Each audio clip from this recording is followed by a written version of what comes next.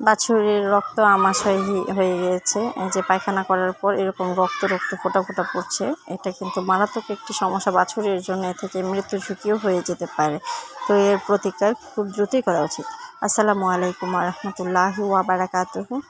আমার এই গাভীটির বাচ্চা হয়েছে 3 তারিখে, মানে এই বাচ্চাটি 3 তারিখে হয়েছে। আর তারপর ওর দেখা গিয়েছে যে পায়খানাটা একদম পাতলা কিন্তু নয়, ওর পায়খানা এমনিতে ঠিক আছে, কিন্তু ওর আমাশয় হয়ে গিয়েছে, মানে বিজল বিজল আসছে। আর তারপর দেখলাম যে রক্তও পড়ছে। তো এই ক্ষেত্রে আমি আর অপেক্ষা করতে পারলাম না, আমি এই পাউডারটি নিয়ে এসেছি কডভেট।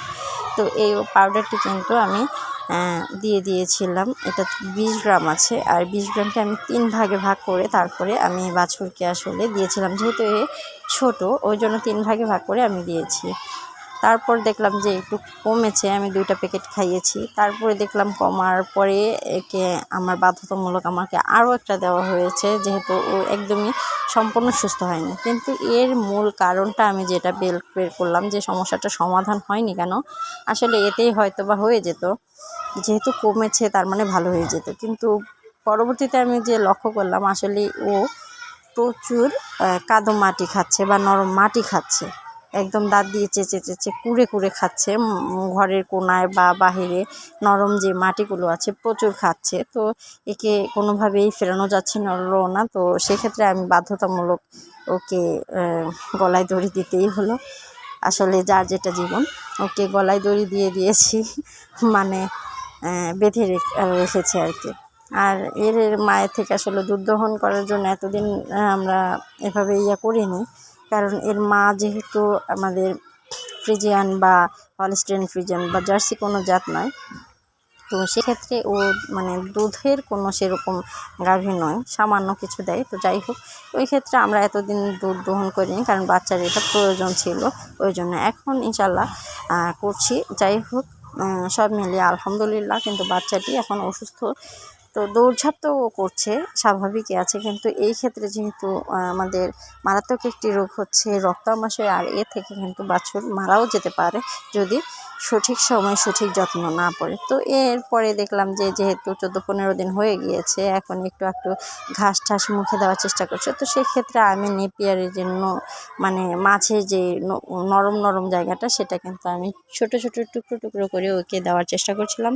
আর ও কিন্তু তা একটু করে খাওয়ার চেষ্টা করছিল, আর মোটামুটি কয়েকটা টুকরো খেয়েছেও। আর ওকে কিন্তু আমি আদর করছিলাম, আর ও পেতে দিয়ে রেখেছিল। যেহেতু ওদেরকে মশা মাছি কামড় দেয়, তো সেহেতু ওদেরকে একটু হাত দিয়ে দিলে ওরা আরাম পায়। আর এর দাঁতগুলো কিন্তু বড় ভালোই লাগে।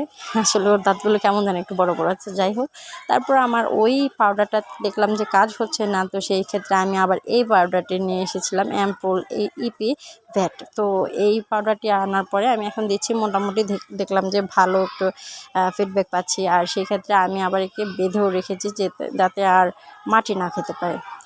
আর এদিকে এই যে এই ঘাসটি দেখা যাচ্ছে, এটার আসলে দেওয়ার মূল কাহিনী, এটা একটা টিপস বলতে একটা মেসেজ দিতে চাচ্ছি সবাইকে। আমি ইদানিং দেখছি যে নেটের মধ্যে প্রচুর গরু বা গবাদি পশুগুলো মারা যাচ্ছে এই ঘাসটির কারণেই।